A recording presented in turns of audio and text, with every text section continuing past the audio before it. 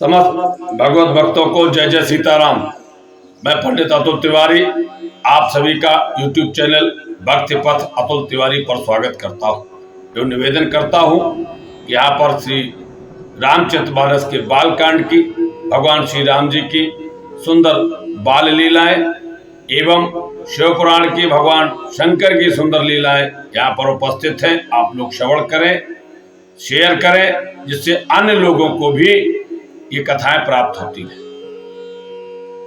पिछले प्रसंग में हमने बताया था कि गोस्वामी जी जाग बलिक जो कथा सुहाई, भरद्वाज मुन बरह सुनाई। गोस्वामी जी कहते मैं वह कथा सुनाने जा रहा हूं जो याज्ञवल्क्य जी ने भरद्वाज मुनि को सुनाई थी। गोस्वामी जी ने रामचरितमानस की रचना करने से पहले सभी लोगों के चरणों की वंदना की है। देवताओं की, दुष्टों की, संतों की, असंतों की, विद्वानों की, मूर्खों की। इसलिए कहा कि सभी खल परिहास होए हित मोरा, काक कहें कलकंठ कठोरा। कहा ये दुष्ट लोग जब मेरी हंसी उड़ावेंगे। अच्छा, ये इस चौपाई में बड़ा बल मिलता है। अगर इस चौपाई का जब ध्यान आ जाता है तो बल प्राप्त हो जाता है, क्योंकि कथा हम भी कह रहे हैं और ये कथा कहने में त्रुटियां भी होती है। कभी वो बाणी तो है ही ऐसी काम चलाऊ, तो उसमें क्या होता है, ये चौपाई बल प्रदान करती है। क्यों? आलोचना और बड़ाई दोनों मिलती है। परंतु गोस्वामी जी कहते हैं कि आलोचना, समालोचना ये जब अनुकूलता की ओर होती है, अर्थात हमारे सुधार के लिए होती है या सही होती है तो अच्छा लगता है। और गोस्वामी जी कहते हैं परंतु जब यह आलोचना दुष्ट लोग करते तब भी अच्छा ही लगता है। क्या? खल परिहास होए हित मोरा। ये दुष्ट लोग जब हमारी वाणी की, हमारी रचना की जब बुराई करेंगे, इसमें भी मेरा हित ही होगा। काक कहे कलकंठ कठोरा। जैसे कौवा कोयल के वाणी को बड़ा कठोर बताता है, ऐसा ही वर्णन किया गोस्वामी जी ने। सबके चरणों की वंदना की है। और इसके बाद आते हैं कि देखो बताएं कथा कहां से प्रारंभ होती है। तो क्रम भी बड़ा सुंदर बताया है, श्रवण करें। कैसा? कह रहे मैं वह कथा सुनाता हूं जो याज्ञवल्क्य जी ने भरद्वाज जी को सुनाई थी। तो प्रश्न आता है याज्ञवल्क्य जी को कहां से प्राप्त हुई? कहने लगे वही संवाद में कहूंगा। कहने लगे यार इसका कथा का जन्म कहां से हुआ, प्रारंभ कहां से हुआ? गोस्वामी जी कहते हैं शंभु कीन यह चरित सुहावा, अब बहुर कृपा कर ओ मैं सुनावा। देखिए यहां पर बड़ा ही ज्ञान की अब चर्चा होगी। रहस्य चौपाइयों में छिपे हुए हैं, उनका भी संभव प्राकट्य कर पाऊंगा जितना संभव हो सकेगा। यह कथा ही पूरी रहस्यमयी है, आज तक कोई कर ही नहीं पाया है। तो यह तो विद्वानों ने जैसे जिसके मन को भाई वैसे ही गा दी, तो वैसे ही गाई जा रही है। भगवान शंकर ने इस चरित्र का गान किया है। शंभु कीन यह चरित्र सुहावा, इसको रचा रच महेश। आगे आएगी चौपाई, रच महेश निज मानस राखा, पाए सुसमय शिवासन भाखा। अब वहां लिखा सुंदर समय प्राप्त करके जब उन्हें लगा कि अब सुनाने का अवसर आया है, तो माता भवानी को सुनाया है? और इसके बाद यहां लिखा है बहुर कृपा कर उमय सुनावा। यहां पर कृपा की है तब माता भवानी को सुनाई है। अर्थात इन दोनों बातों से स्पष्ट होता है बहुर कृपा कर उमहे सुनावा। जब शंकर जी ने कृपा की तब पार्वती जी को सुनाया। तो इससे एक बात स्पष्ट होती है कि भगवान शंकर की जब तक कृपा नहीं होती तब तक रामचरित्र नहीं हो सकता, क्योंकि रामचरित्र है किसके द्वारा रचा? वह शंकर जी द्वारा।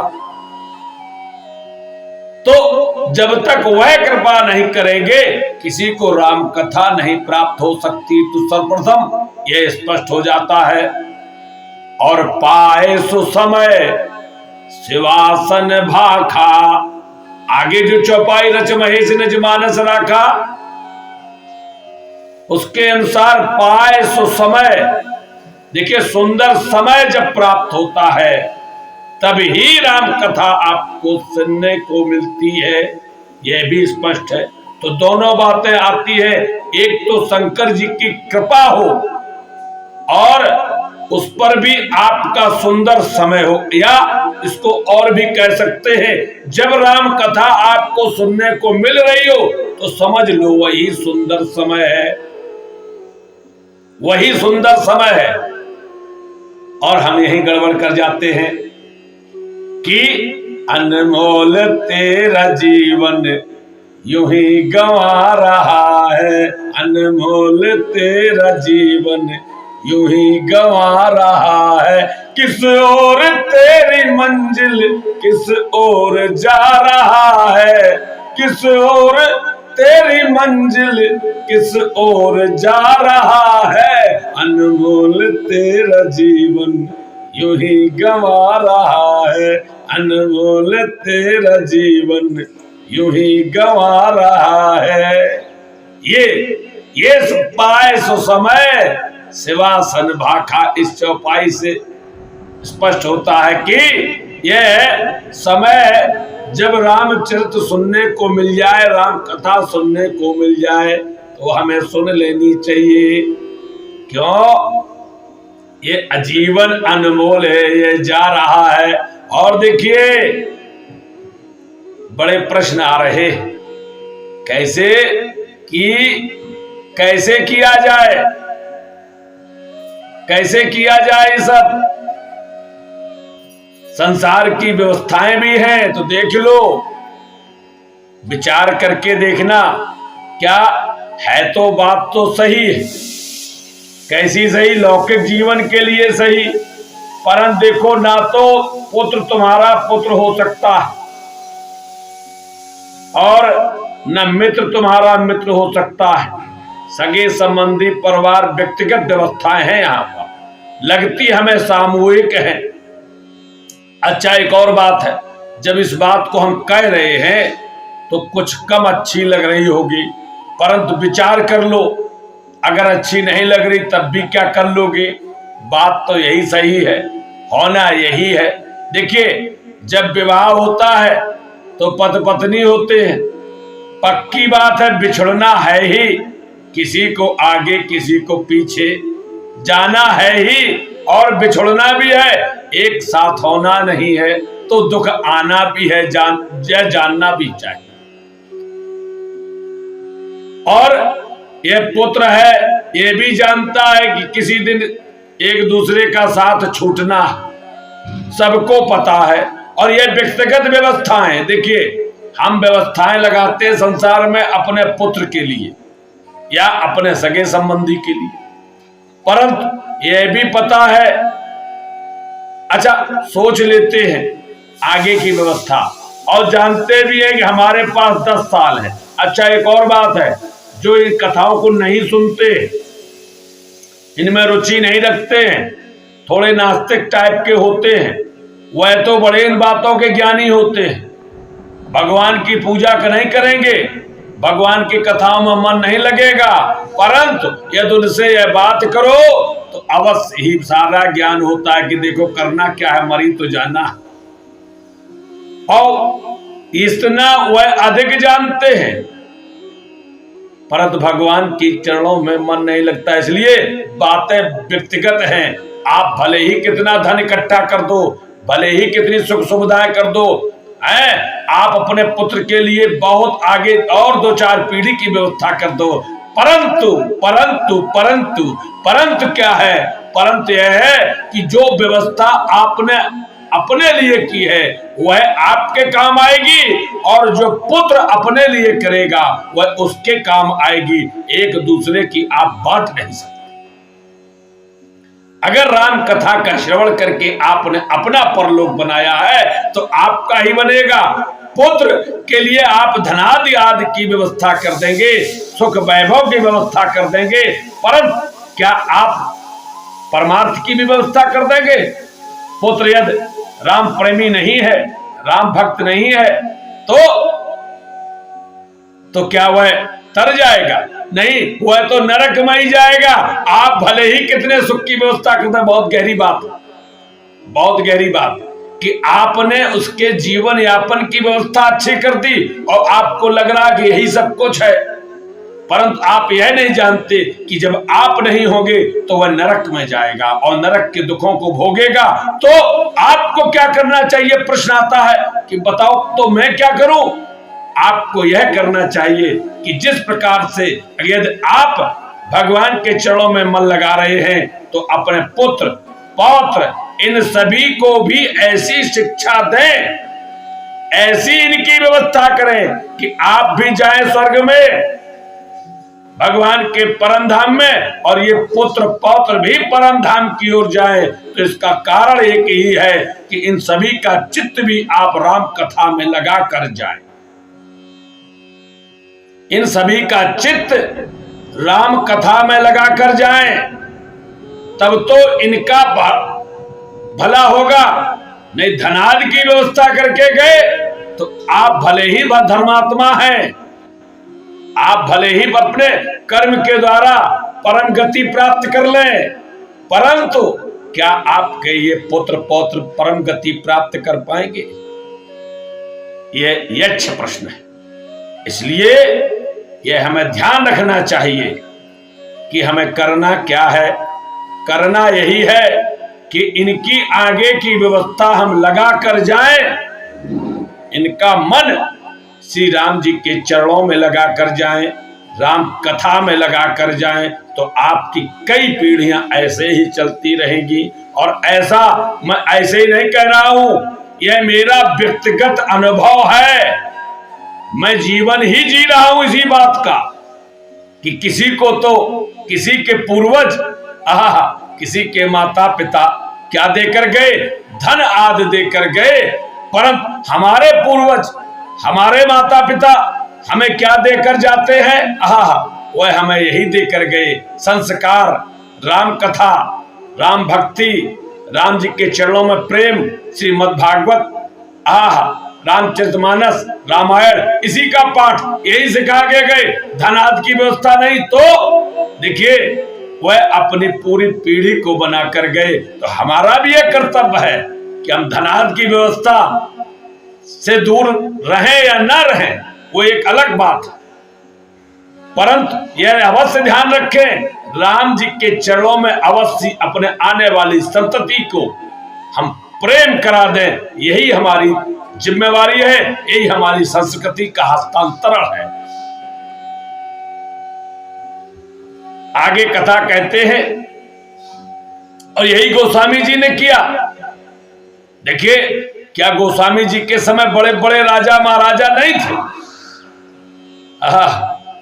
पर राजा भी चले गए, महाराजा भी चले गए, पर गोस्वामी जी ने वह धन दिया हमको, वह धन है ये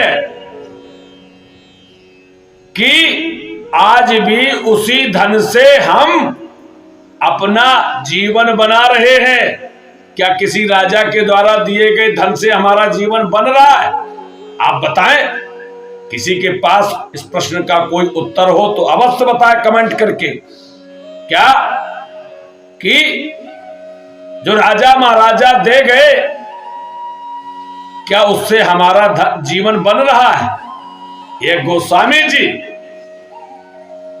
ऐसी विपन्न अवस्था में भी हमें उस धन की व्यवस्था कर गए, उस राम धन की व्यवस्था कर गए, जिससे कितनी पीढ़ियां तरती चली जा रही हैं, कितनी तरती चली जाएंगी।